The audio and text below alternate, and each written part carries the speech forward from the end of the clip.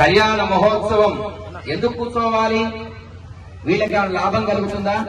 ఎవరికి లాభం? అసలు మనకి శ్రీ పాంచరాత్ర ఆగమం అర్చక స్వామి ఇంకా చెప్పారు. పాంచరాత్ర ఆగమ శాస్త్రానుసారంగా చేస్తున్నాం. ఇక్కడ యొక్క ఆరాధనలు గాని, ఆరాధన అర్చకుడు శశాంక్ స్వామి వారు నిత్యము స్వామివారికి అర్చకో హరి సాక్షాత్ అన్నట్టుగా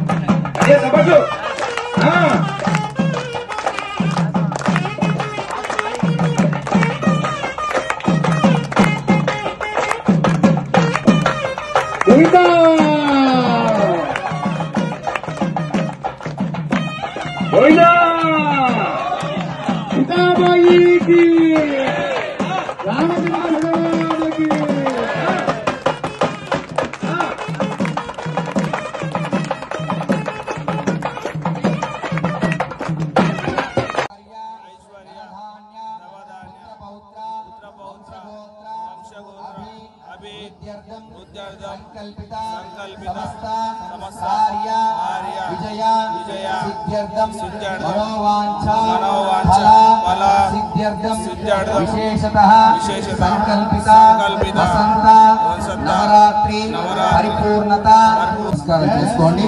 కళ్యాణంలో అందరూ భాగస్వాములు అవ్వండి. జై శ్రీ